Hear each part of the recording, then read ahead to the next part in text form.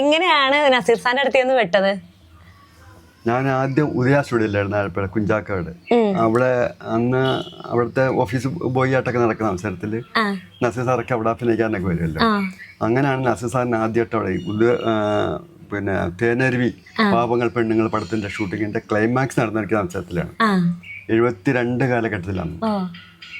അപ്പോൾ അന്ന് അദ്ദേഹം കുഞ്ചാക്കോ എൻ്റെ അടുത്ത് പറയാറുണ്ട്, നസീർ സാറിനും അവിടെ ഒരു പ്രത്യേക നസീർ കോട്ടേഴ്സ് ഒരു പ്രത്യേക കേട്ടിട്ടുണ്ട്, വായിച്ചിട്ടൊക്കെ ഉണ്ട്. അവർക്കൊരു പ്രത്യേക ബിൽഡിങ്. അപ്പം എൻ്റെ അടുത്ത് പറയും, അവിടുത്തെ 2-3 പേരുടെ കാര്യങ്ങൾ മാത്രം നീ നോക്കിയാൽ മതി, വേറെ ഒന്നും നോക്കാറ്. അവർക്ക് എന്താവശ്യം വന്നാലും സാധിച്ചു കൊടുത്ത് എന്താന്ന് മേടിച്ചു കൊടുക്കുക, ചെയ്തു കൊടുക്കണം, ഒരു പരാതിയും വരരുത്.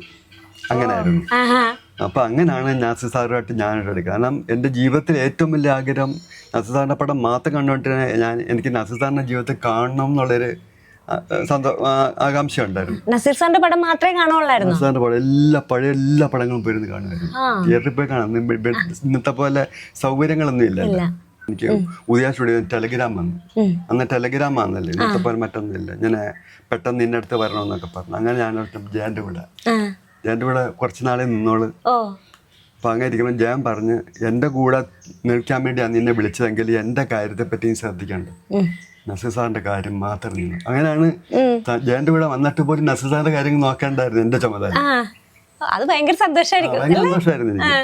അപ്പൊ അങ്ങനെ പോയിക്കൊണ്ടിരുന്നപ്പോൾ നസീർ സാർ പറയുന്നൊരു കാര്യം ജയൻ, നിങ്ങൾക്ക് അവനെ ആവശ്യമില്ലെന്നുണ്ടെങ്കിൽ എൻ്റെ കൂടെ ഞാൻ നോക്കിക്കോളാം, എൻ്റെ കൂടെ വിട്ടേക്കാൻ പറഞ്ഞു. അങ്ങനെയാണ് ഞാൻ നസീർ സാറിന്റെ കൂടെ പിന്നെ സ്ഥിരമായിട്ട് എവിടെ പോയാലും നിഴല് പോലെ കൊണ്ടുപോകും. പിന്നെ അത് മാത്രമല്ല, പല ആൾക്കാരും ചോദിച്ചു നിങ്ങൾ താമസിക്കുമ്പോൾ അങ്ങനെയാണ്.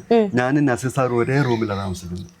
നസീർ സാർ ഏത് റൂമിലാണോ AC അങ്ങനെയൊക്കെയുള്ള റൂമുകളൊക്കെ അതൊന്നും ആക്കാനായിട്ട് ആ റൂമിൽ 2 ബെഡ് ഉണ്ടാവും.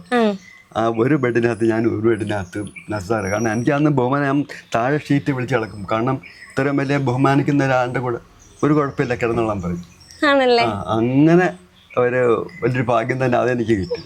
അങ്ങനെ പിന്നെ ലാസ്റ്റ് ഘട്ടത്തിൽ നസീർ സാറിൻ്റെ ഇടയിൽ ഞാൻ പെട്ടെന്ന് ചുരുക്കി പറഞ്ഞിട്ട് ലാസ്റ്റ് ഘട്ടത്തിൽ നസീർ സാറിൻ്റെ പടമൊക്കെ വളരെ ഒന്ന് കുറഞ്ഞിട്ട് രാഷ്ട്രീയത്തേക്ക് ഇറങ്ങിയപ്പം എൻ്റെ അടുത്ത് പറഞ്ഞു, ഞാൻ എൻ്റെ മരുമോനുണ്ട് മസ്കറ്റ്, ഞാൻ നിൻ്റെ കാര്യം പറഞ്ഞ എല്ലാ കാര്യം ശരിയാക്കൊണ്ട് എനിക്ക് അങ്ങോട്ടൊരു വിസ തരും, പോകണം, ഇനി എവിടെയെങ്കിലും പോയി രക്ഷപ്പെടണം എന്നൊക്കെ പറഞ്ഞു. അങ്ങനെയാണ് ഞാൻ സാറിൻ്റെ അടുത്ത്. അത് 89 ഞാൻ സാറിൻ്റെ അടുത്തു നിന്ന് പോകുന്നത്. അല്ല 88 പോകുന്നു. 89 സാറ് മരിച്ചു. മരണത്തിന് 1 വർഷം മുന്നേ വരെ കൂടെ ഉണ്ടായിരുന്നു.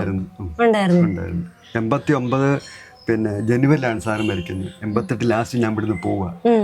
ഞാൻ ചെന്നിട്ട് 1-2 മാസമായി കാണത്തുള്ളൂ. അപ്പോഴാണ്